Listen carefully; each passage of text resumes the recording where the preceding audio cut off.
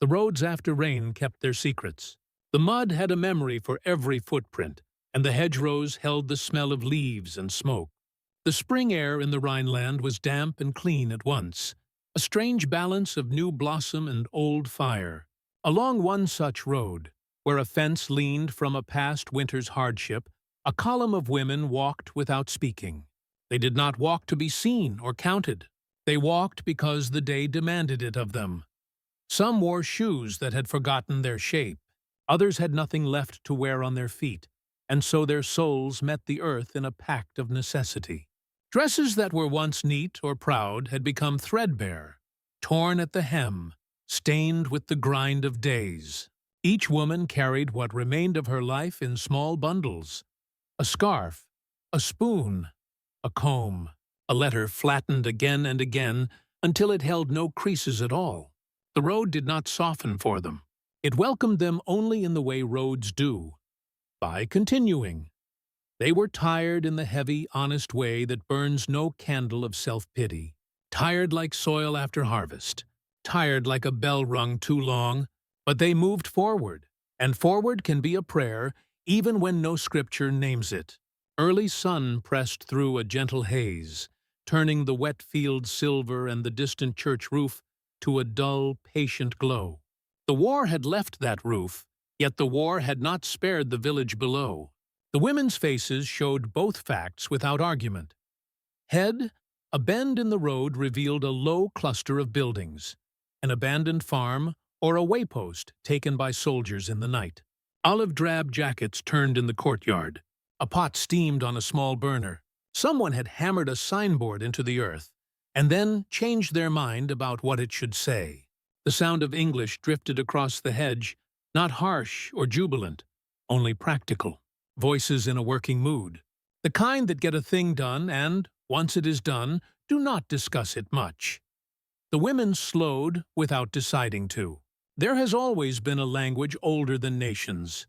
A closed hand opening, a nod without a smile, the measure of one human being looking at another and choosing not to be afraid. The women saw men in uniforms, but the men were not arranged for battle. They were stirring a cooking pot and taking turns with a tin cup. Someone had taken off his jacket and hung it from a nail. Another had set his helmet upside down and put oranges in it as if the helmet were a bowl from home. A woman at the front of the column, with a scarf knotted at her neck, lifted her chin and watched. She had gray in her hair, but it was not the gray of weakness. It was the color iron takes when it has done its work for many years. She felt the sting of a cut on her heel, small and precise, the kind of sting that politely reminds you of everything else. She thought of her kitchen table, which once held bread without occasion, milk without ration notes. She thought of the day the plates broke because the cupboard fell. You cannot sweep up every shard. Some remain under the skirting, waiting for the toe of a child or the hand of a tired mother. She remembered how quiet the room became after the crash. The men saw the women in the way soldiers see, quickly, thoroughly, ready to show their hands as empty. One of the men, young in the face but older than his mother knew, set his cup down and stepped forward. He did not have the German to make the proper greeting. He had 2 palms and a small, even nod. Not submissive, not proud. Just the posture of a man who will not hurry another person. He said good morning. He said it twice because it seemed polite to say it twice. The morning answered with silence that was not unfriendly. The woman with the scarf answered with her eyes.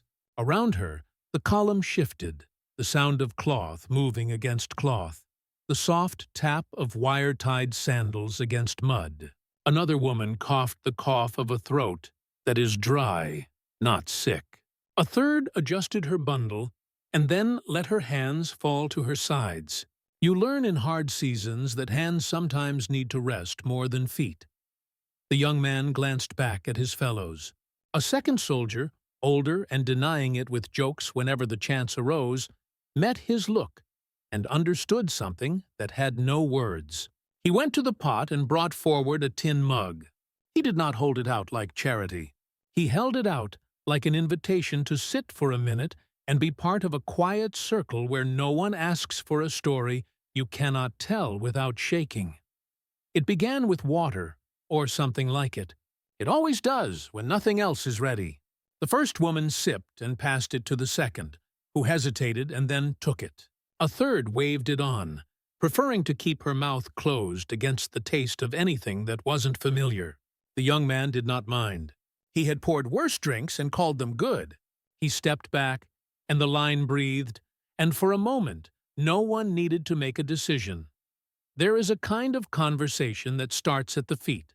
The older soldier noticed the bare soles, the split seam, the leather worn to a thin regret. He did not make a speech about it. He looked at the ground, then at the heap of gear in the corner of the yard, then at the ground again. "Shoes," he said to the young one, as if naming something he had just remembered. The young one followed his gaze and nodded.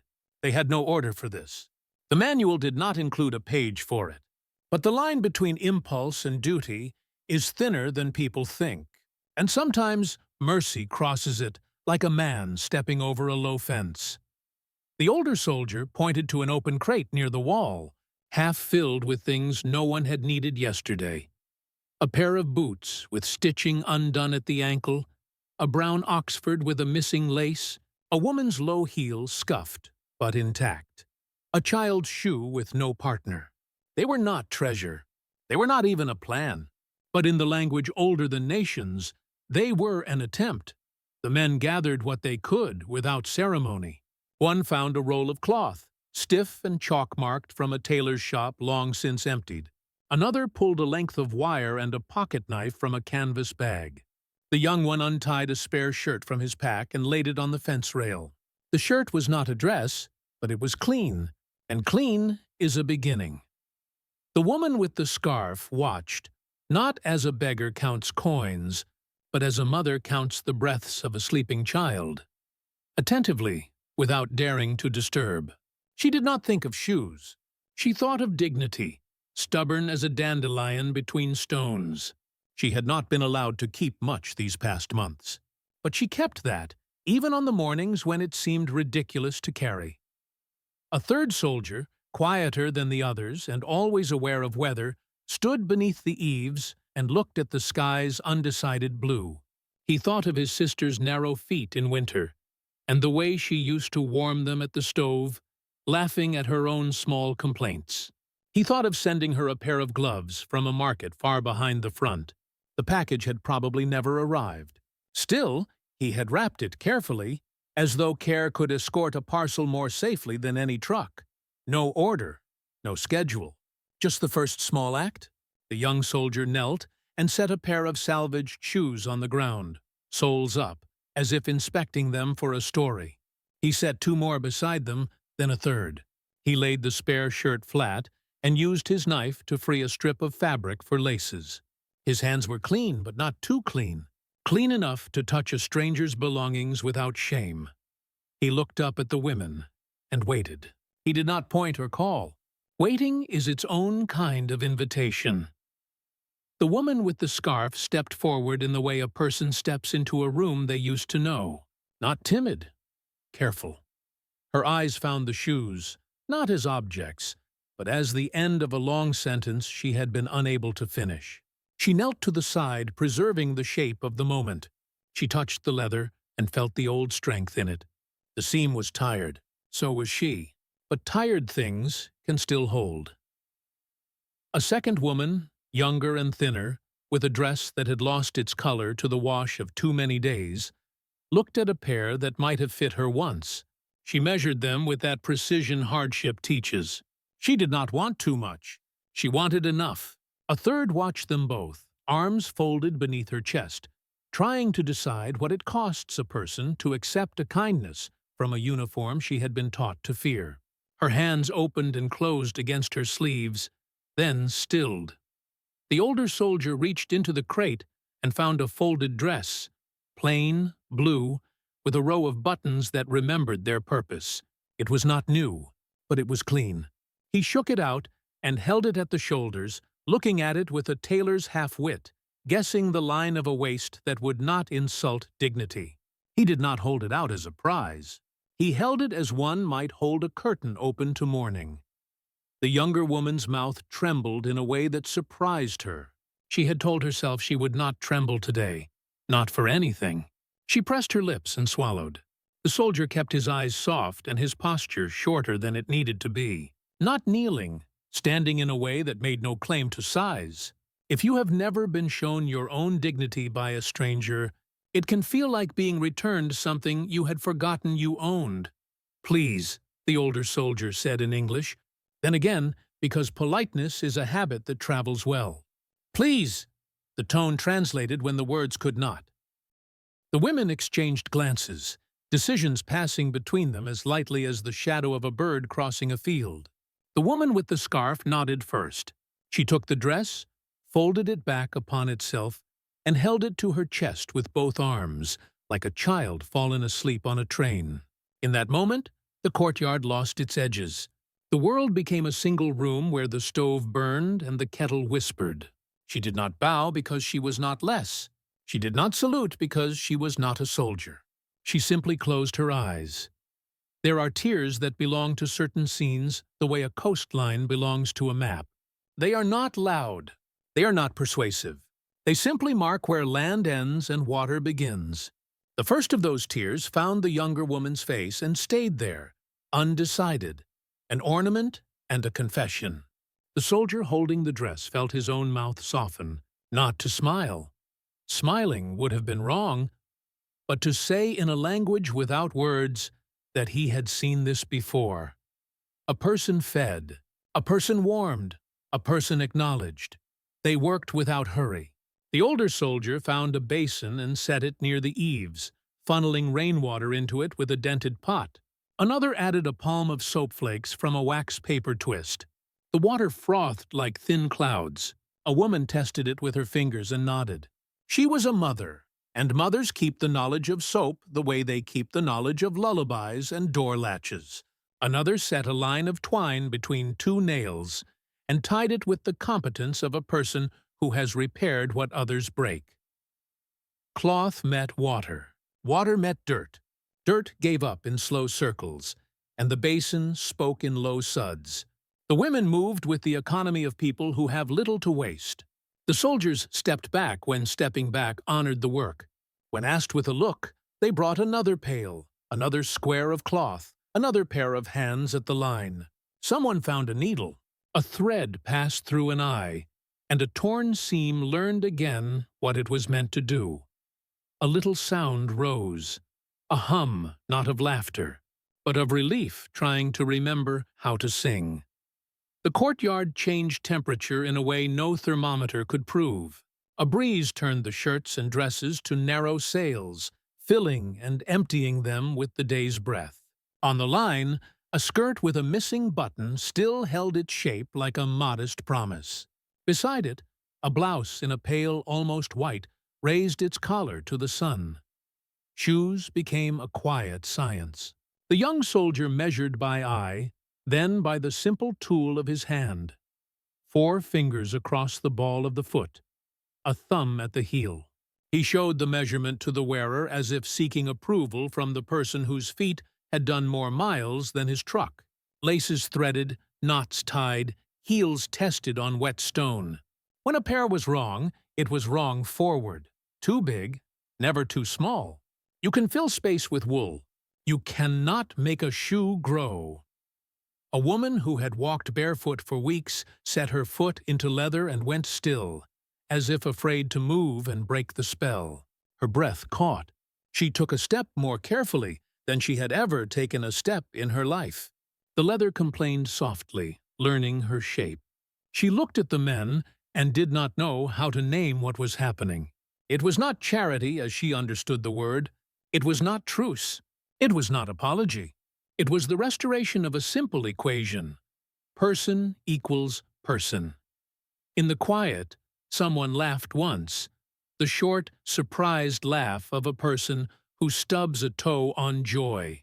No one echoed it. They let it stand alone, a small building built without a permit. A moment later, one of the soldiers sneezed in the dust and made a joke in English about hay fever. The joke landed on no ears that could understand it, and for that reason it became a harmless charm, rising and vanishing like breath in cold air. Not every foot found a fit, not every dress fell right, but enough did that the courtyard grew into a place where the future could stop and drink. A woman with a scar across her wrist from the last winter's work held a blouse to her, then set it down for someone narrower. This generosity did not surprise those who saw it. The poor have always been the least surprised by the generosity of the poor. As the morning leaned toward noon, a stack of folded garments took shape on a clean portion of the wall. The women had arranged them by sense rather than by system. Heavier fabrics beneath, lighter on top, buttons all facing north as if the line pointed the way out. The soldiers had placed shoes in pairs, toe to heel, in a neat row that resembled more planning than had been possible an hour earlier. A woman in the center of the group lifted her hands and held them apart, as if to bless a table. She said something in German softly, a sentence for the women and not for the men. It may have been nothing more than, "Take what you need," or "We are almost finished," or "Hold the line steady." Whatever it was, heads bowed and lifted, and the work continued. On a nearby chair, a chair that had traveled here on a truck as furniture travels to a stage, to be used or not used as the scene requires, sat a cardboard box of letters bound with string. One of the soldiers had been sorting them earlier in the morning, separating what could be delivered from what would have to wait. Now he set them aside and watched the line of dresses, like a man who has stood too long at the door of a church, and found himself listening to the hymn. He thought of writing home about this. He imagined the letter. "Today we did a small thing and it mattered." He wondered if that was the kind of sentence a mother wanted to read. He decided it was exactly the kind. Time settled. When quiet work fills a place, clocks lose their posture. Noon forgot to arrive on schedule. The pot on the burner hissed once, a tired sigh, and was quiet again.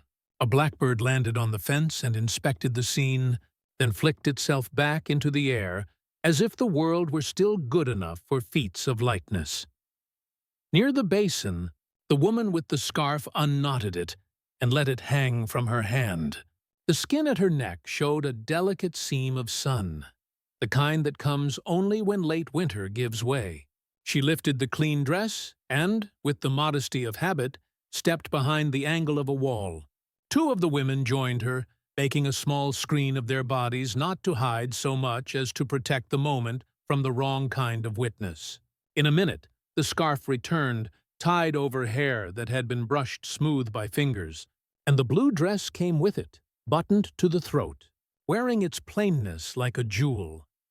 When she stepped into the open again, the courtyard saw a truth it had needed. Clean cloth on tired shoulders is not a trick. It is a statement. It says, without announcing, that the person inside is worth the time and the water and the thread and the few good things that remain to share. The woman's mouth moved in a word the men did not understand. The word did not matter. Its weight did. Another pair of feet found leather and paused. Another hem fell right. Another button closed without protest. And then the thing happened that would be remembered. The thing that would find its way into notebooks and letters, across oceans and years. A woman, young enough to still be surprised that the world could hurt her and old enough to no longer expect it to stop, lifted her hands to her face. She had not planned to cry. She had planned to endure. But endurance is a rope that sometimes needs a knot. Her shoulders bent.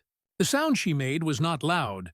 It was careful, like a person placing a plate back onto a shelf without waking the baby.